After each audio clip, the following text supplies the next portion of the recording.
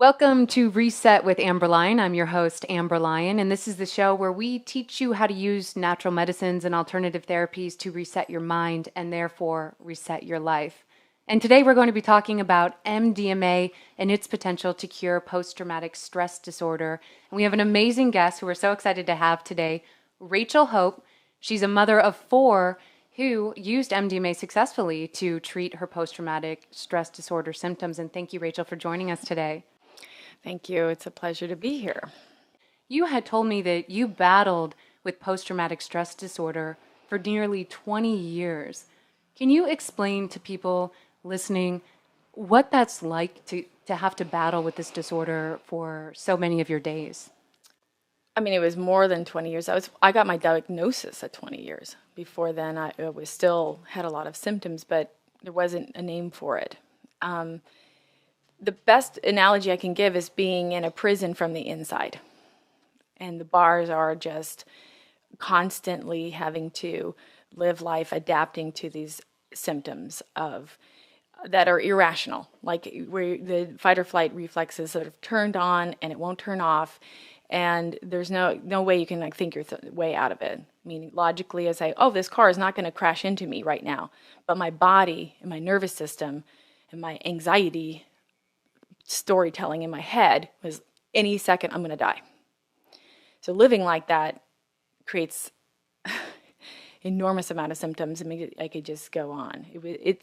I think it's pretty amazing that I'm sitting here now, because most of that time I thought I was going to die any minute. I mean, I really did. It was hard to plan for the future. So the fact that I'm like, I'm probably going to live and I have all these things, I have plans. It's like I started my life in 2005. Before that, it was some kind of weird survival thing, like a monster of just figuring out how to live today. So you were saying that you were suffering from post-traumatic stress disorder. You were constantly on hyperarousal. How was that affecting your physical health? Well, I mean, my sleep was completely disturbed. I had like night terrors times 10. So I never really got a good night's sleep. Because of the high anxiety and just panic attacks and just disruption, I had irritable bowel syndrome.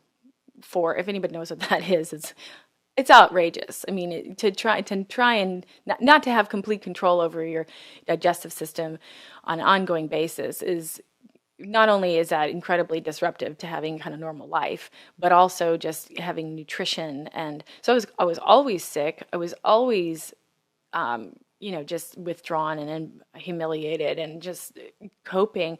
But I'm kind of surprised I didn't die, because there were times where I was either, evacuating in some way, where I was probably getting almost no nutrition for a long time and no sleep. I think the only reason I probably did survive is I was blessed with a child. I had a child in 1991, and I kind of just lived for him.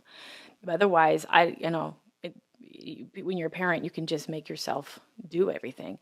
But I was in chronic pain. My injuries or illnesses would never heal. I would have things that just never heal on my body. My digestion was a mess. It was a terrible embarrassment. Can you imagine how that would be a barrier to having intimate relationships or even having the confidence to go out or plan trips? I mean, it was lockdown. It was a prison. And you had mentioned at one point you were on 15 prescription medications. Yeah, there was like 15 prescriptions. I had an accident in 2002. I've been in 3 bad accidents, none of which I caused, which gave me a tremendous amount of anxiety about being completely helpless. Like anything could crash into me at any moment, and I really had no power to stop that. So I got... And just feeling like an unlucky person and all this. At 2002, it was a 3rd bad accident I had. And I'm like, okay, fine, I will do what the doctors want. And I literally said, okay, you can prescribe that to me. I had stopped saying no. And it was like 15 bottles sitting there. And I tried, but they were making me crazy. I mean, I think I had to hold so tight to my sanity, because it was almost impossible to live. So anything that was mind altering, I generally stayed away from, because I thought that's completely the wrong direction. The only thing I have is my sanity. The only thing I have is like, okay, this is a table. I know where I am. If I start loosening that up, then I'm gone. So when those kinds of drugs, I mean, they just seem to help, make me less aware of the pain and anxiety and the problems that I had, but they didn't solve it. So I felt like it was a bad deal. I mean, ultimately, what was I going to do long term? Just keep taking the drugs forever and keep enduring the side effects? It was going to rob me of anything I had. The only thing I had was my consciousness, you know? And what was it the core cause of your post-traumatic stress disorder? I know for many people it's multiple situations. Can you think back to a time in your life that may have caused it? Well, for many years, we just dealt with, I was severely abused as a child. I was very neglected, and there was quite a bit of sexual and psychological and physical abuse throughout my childhood. So that was an easy thing to see. And then the car accidents, of course, when I was 11 years old, I was hit by a truck. I mean, and partially paralyzed from it. And I had to work very hard to survive. Massive head injuries, like the worst spinal injuries, the things that you think is stuff of horror. Okay, that was probably a good explanation. But, through my treatment with MDMA and learning more of the stories from like veterans who didn't have all that, but they have PTSD, next to somebody who doesn't have PTSD, who had way worse things happen. I'm believing, and many people that I've talked to who work with veterans especially say, hey, there's a theme coming up here where early pre-verbal trauma sets a person up to be predisposed to post-traumatic stress disorder. So trauma that happened in your childhood. Right, but pre-verbal, precognitive.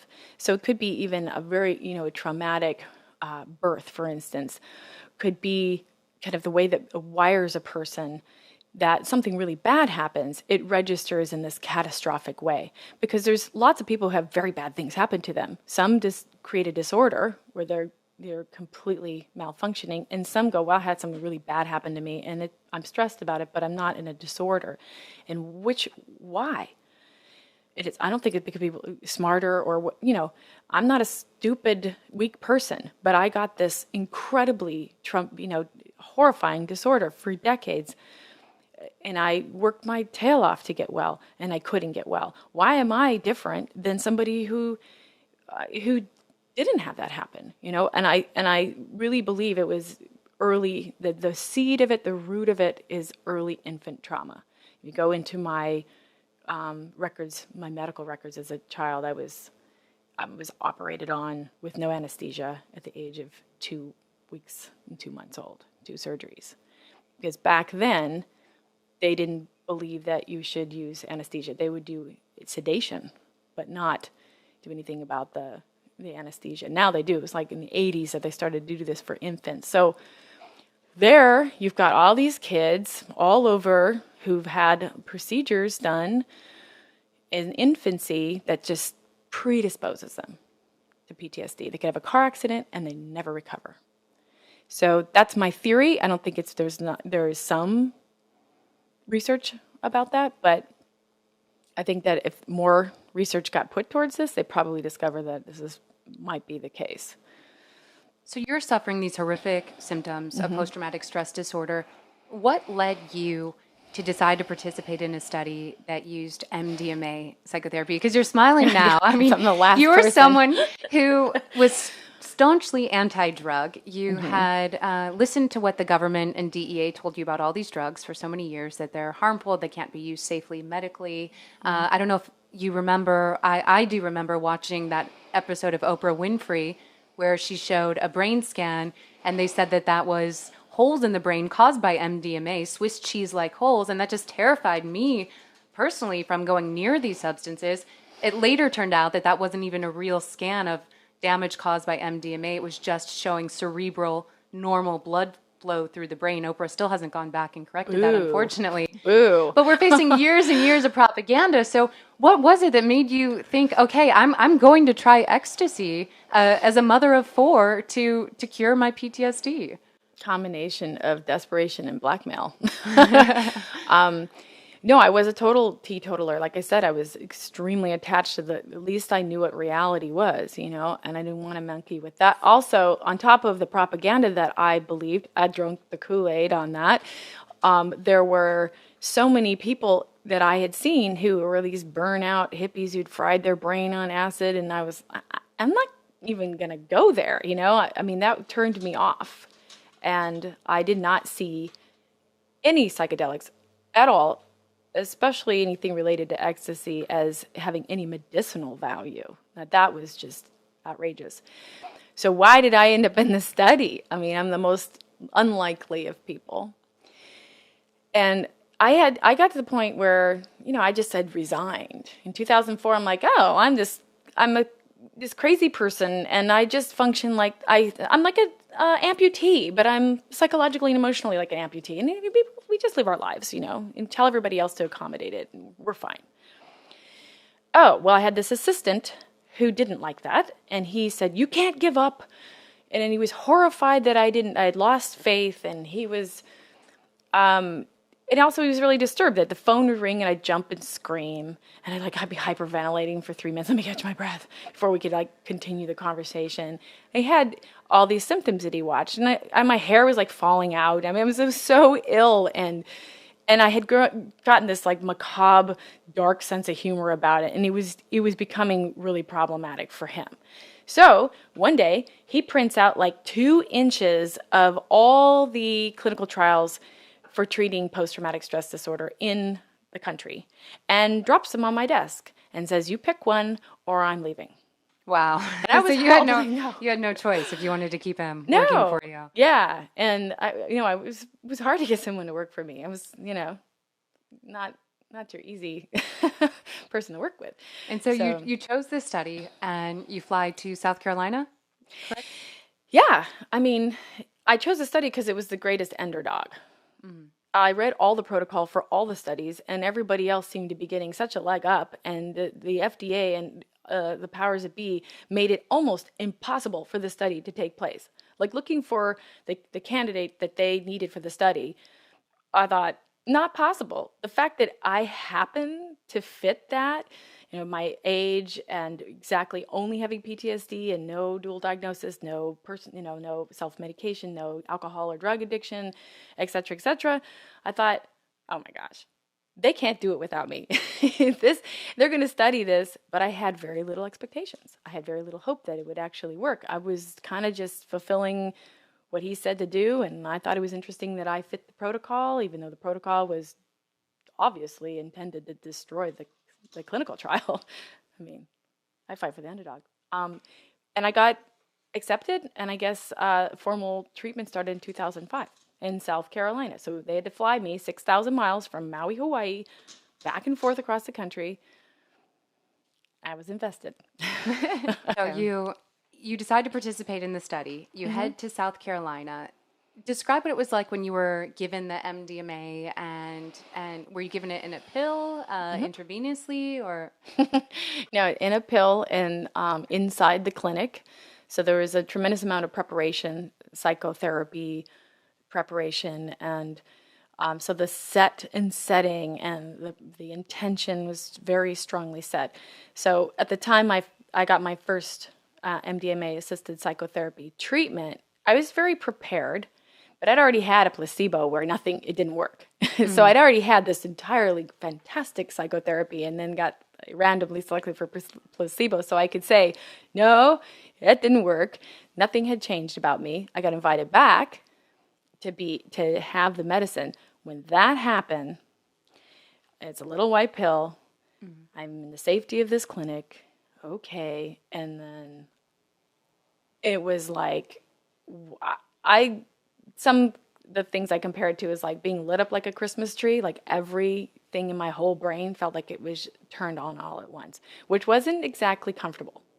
Mm-hmm. It was awareness times 200 or more.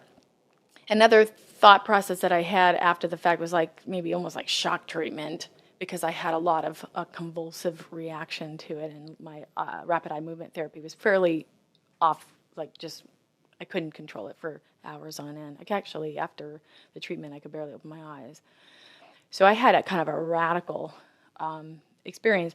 Mind you, I think that the dosage given in a clinical setting is pretty high. So people who are comparing it, if they are actually getting a pure drug that's not, I don't think the drugs out there called ecstasy are really probably the same drug, because I think Yeah, it's... that's an important thing to mention to a lot of our I don't... listeners, is that a lot of the stuff being sold on the street as MDMA, sometimes methadone or other chemicals, you don't even know what it is. And so that's why it is extremely dangerous, especially if you don't have a test kit, to just get MDMA at a festival and try it. Yeah, and I think that but that contextualizes why I'm saying, no, I don't think it was a warm, fuzzy experience for me. It was transformative. But I will say it was something like getting acquainted with my very, very best self. I mean, if you picture who you were on your best day, when everything lined up and you were in your zone and you accomplished exactly and you were fantastically focused, and then you times that times 50, that's your state of consciousness. You're at your best self. Then, because you set your intention, you get to turn that best self onto your most damaged self. Wow, the inner healer. That's profound. And I got to see the belief systems that were holding the PTSD in place. And what were some of those? Oh, man. I mean, when we're little kids especially, or just unconscious, our brains just try and explain and fill in the gaps of why this happened. And it can be very unconscious. It could be a global thing. Mankind is doomed and God hates us. I mean, we make these decisions unconsciously to explain traumatic events. Especially as children. In my case, I believed that I was unwanted, disposable, unnecessary, that any minute I was going to die, and it was like a cruel game. I mean, there were so many layers of belief structures neurologically wired into me to help explain why I had these traumatic events. Well, I was able to see with the help of the MDMA and the psychotherapy setting that those were just stories I made up. There was no innate meaning to getting hit by a truck. But when you're 11 years old, you start to explain, I was doomed. I wasn't supposed to be born. And I'm always going to have things happen to me until I'm dead. That's what I heard my little child self say. So, of course, she was in there prepared to get hit by a truck every day. And that was just eating away at me. So this incredibly awake, intelligent, best self got to talk to her and explain a whole lot of things. And this is all why you're under the influence. As your brain's lighting up like a Christmas tree, you're kind of stepping outside your body and talking to your former selves. But I came there to work. I mean, if you just took MDMA, you're going to go, wow, I have some realizations, and they may not actually change you. But with the psychotherapy and the intention and the setting and everything, that it's like a rebirth where there's all hands, it's a team, creates a potential, a window of opportunity. And in that, the intention was set, like, I'm going to rewire my brain. I desired that more than anything else. And in some ways, I mean, it's amazing. I think, yeah, you could probably take that drug and say, well, my desire is to forget everything and dance until I drop and fall asleep. Then you're probably going to get that. But if your intention is, I want to completely repair anything in me that's in the way of being my greatest self and making the greatest contribution I can make to that which I care for, then now we're talking. That's a really good reason to utilize this medicine, because if that's what you want, man, you will get that. And so for those listening and who are thinking of experimenting with psychedelic drugs, set and setting really is key. You have to go into it with a particular mindset. You're not advised to use these substances when you're particularly stressed or in a situation where you're not prepared for them. Also, the setting is key. You don't want to be doing these substances at a concert or at a beach party. You want to be doing it in a setting where you feel comfortable, that you're not going to get lost or something in the natural environment's going to harm you. You also want to be doing it potentially lying down, as in a lot of these studies, with a blindfold over your eyes, and potentially with a sitter, someone who is familiar with psychedelic use, who can sit next to you and make sure that you're okay. All of those are vital to having an amazing experience, or a transformative experience, which is what you went through. And can you describe some specific insights you had while you were on the MDMA that have led to your transformation today? Well, one in particular that stands out to me is my relationship to being vulnerable and available and receptive. Somehow I had got it in my mind that that meant you were an easy target and a sitting duck. And that meant that all things bad were going to come to you. So I had really put a big armor around myself. And yeah, maybe I did some good job keeping some random bad stuff out, but I kept everything else out. I kept the love and the support and intimate healing relationships out as well. Now, from a psychoanalytic standpoint, you can figure that out in conventional therapy. Everybody who has this defense system is going to go, yeah, you have a defense system. Oh, good luck dismantling it. It thinks it's saving your life. Those defense systems are there because they're convinced they're keeping you alive. They're not going to just go away without something really transformative. So that's one. And then I think that's why my symptoms kept on getting better. So my new self went into after my second, I had 2 treatments, in 2005, 2 months apart. And then my symptoms dropped 80% and then kept going away. So after your first treatment. Because it's feedback loop. Mm-hmm. So my new self, who suddenly can actually sit and endure the anxiety of being vulnerable with the people in my life, or even myself, is now getting this whole new feedback loop, and now people are being more supportive, and I have these richer, meaningful relationships, and then more of my anxiety drops and my symptoms drop. So what do you think it was? Because it's just, how long was the MDMA session? Each session I was in the clinic because of the protocol overnight, but the effects of the medicine that were, really obvious, it lasted about 6 to 8 hours. Okay, so why do you think that in 6 to 8 hours, you were able to cure 80% of your PTSD symptoms on MDMA when you'd spent a lifetime using other therapies?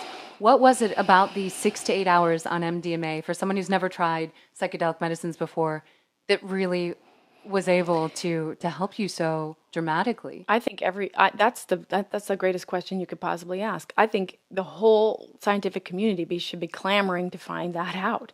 I want to know personally, what happened? No, it's not like I'm making this up. There's probably entire file drawers of medical, brilliant doctors, probably 20 doctors, files on me for years. And then suddenly it's over? In 6 to 8 hours. Right. So, this is mind-boggling. The thing that I'm told, and I did experience this, was that the medicine is a very specialized medicine that enhances awareness with reducing anxiety. So if you take an anti-anxiety medicine and you do psychotherapy, you could probably, be more able to talk about a traumatic event and address that traumatic event without falling apart and re-traumatizing yourself. But you won't, because you're not anxious about it anymore. You're just kind of spacing out. You're not as aware. Or if you don't have something reducing your consciousness, the idea of touching base really to a traumatic event is horrifying. It re-traumatizes you. You were able, with the assistance of the MDMA, it relaxed your anxiety, and you were able to go back and relive traumatic circumstances that had happened in your life. And even follow the cloudy, distant memories that I had shut away and didn't want to look at. I was able to actually look at them and put together pieces of my history and my puzzle that I just kept in serious scary land, just freaking me out like a monster in the closet under the bed. Could you tell us about any of those particular memories? One thing that that came up was, what's horrible about this is that I remembered that my mother had left me in the with this kind of cult of personality guy. They were like hippies, and they had these ideologies about, reincarnation and all this stuff. So this person was a very powerful cultish figure among my mother and her friends, and she left me with him.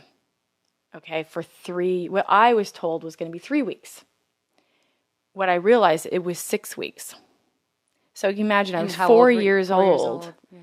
And of course, anyone who's like really wants to take care of your child for you, who's got a megalomania complex, red flag, but nobody's going to think that. Of course he was a pedophile. Of course he was a monster. He was horrible. And it was an incredibly terrible experience. He was also very, very skilled at basic brainwashing techniques, how to use another kid against me to control me, how to convince me. I turned 5 when I was with him, how that if I told anybody that terrible things would happen, and how to kind of make me think he was a magician and he had all these powers, he could read minds, and I really suffered in complete brainwash to repress what happened. So I didn't think it was really important to really remember or tell anybody all that had happened. But apparently defying him was important. So with this MDMA-assisted psychotherapy, I was able to say, okay, this is what I remember. Was that one deal of your first times about talking about it? That deeply, yes. And deal with the anxiety and the terror and the pain that meant that somebody's going to die. Somebody I love is going to die. My mom, my kid, my whatever. That if you tell, he's going to get you. He has supernatural abilities. But that was like a huge barrier to my recovery because it was vaulted. It was systematically trained into me to have that kind of a self-destructive. It was like a fail-safe. You open this letter, it blows up.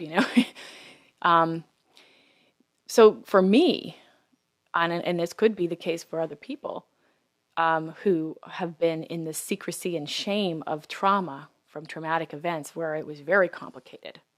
This is a revered and respected person that my mother and other people liked a lot, who had this terrific power. I mean, it was a really locked in thing. With the therapy, I was able to figure out the combination lock on how to untangle myself from that. It still affected me. I mean, I still had tremendous anxiety, even years later, but it wasn't making me throw up. Like in regular therapy, it would be like, okay, I'm going to go to the bathroom now, because the self-destruction clause would get hit. It was programmed into me to not exist if I told those secrets. So, yeah, very, very dangerous territory that I could not have gone into without the assistance of my highest self, where the medicine helped me access that. And if you look at the research and the results, I mean, one pilot study found that they took people with treatment-resistant PTSD and they gave them MDMA-assisted psychotherapy, and 83% of those people with treatment-resistant PTSD were able to cure their PTSD. Compare that to 25% who were given a placebo and just given psychotherapy. So that's pretty dramatic results. And would you consider your PTSD to have been cured by the MDMA? Well, I figured it was in 2005. I mean, a year later after my treatment, the follow-up, I was still holding strong. My symptoms were 90% reduced. I was so grateful that I thought, yeah, I'm better. How awesome. I mean, it was better than I had my wildest dreams, and I was so appreciative. Now, granted, in retrospect, most people who suffered from that last 10% would have gone batshit crazy, But in comparison to what I'd lived with for so long, I was cool. So 9 years later, so 2012 in April, I was allowed to go back. They opened up a second tier of the trial where you could come back for a third round of treatment. And guess who got to go? And okay, oh my God. Not only, I mean, now I'm cured. I mean, I probably needed a third round back then, but who knew? I mean, I was just like, oh, I'm just going to take I'm not going to monkey with it. Like I thought, wow, I'm fixed. Okay. But in 2012, I no longer qualified for the diagnosis of post-traumatic stress disorder, which is amazing. Totally amazing. And what about your health issues? Do you still suffer from irritable bowel No, syndrome? that went away in 2005. I mean, it really just stopped cold turkey. After your first MDMA just session? stopped. Wow. Because, you know, I'm literally this allopathic. I went through everything. I mean, I think from 2002 to 2004, I went through stomach scopes and colonoscopies and every like acupuncture and colonics. I tried everything. Herbs, diets, nothing worked. And then because people tell me this is coming from hyper arousal and anxiety. You're just so keyed up. You're I think a hyper lot of arousal. people don't realize that when they get these bodily pains or these illnesses, that sometimes it can be caused by trapping trauma inside your body, and it manifests itself as this physical pain. I've heard from several people who also use other psychedelics. One healer who serves ayahuasca said that a 32-year-old came in with chronic back pain and obesity, and after drinking ayahuasca, she was able to realize that the cause of all of that was that she had been sexually abused as a kid, and she had just trapped that memory away in her subconscious and didn't even remember having that traumatic event that was causing all of these physical symptoms. So I encourage a lot of people who are experiencing pains that they just can't describe where all these illnesses are coming from to really look at the mind. You know, oftentimes the mind-body connection is not treated in Western medicine and not treated well enough. And that's why we really support, here on the show, we support the work of MAPS, which funded your study. Thank God. and is working to make MDMA into prescription medication by 2021. They really want to make sure that doctors have this tool. And what's fascinating about it is there are some therapists out there that see how effective MDMA is at curing people like yourself. So they're actually administering it underground because they feel like that they have a medical and moral duty to give people who are on the verge of suicide or have horrific levels of PTSD this medicine that can cure them or dramatically improve their symptoms in 6 to 8 hours. How do you feel now that you are technically a PTSD survivor? How do you feel that this medicine isn't available to everyone in the public who needs it? That's the only trauma I really have right now. It actually is really problematic. I mean, PTSD survivor usually have some kind of survivor's guilt, which I've always had. That never actually went away, and I think it's my humanity, and it shouldn't. But it tortures me to know that I got this help, and then I know in my world, in my immediate world, I know so many people who are suffering from post-traumatic stress. Then I know the statistics on the veterans is it's a epidemic. And so every day that goes by that they don't have access to this treatment, to me, is a body count.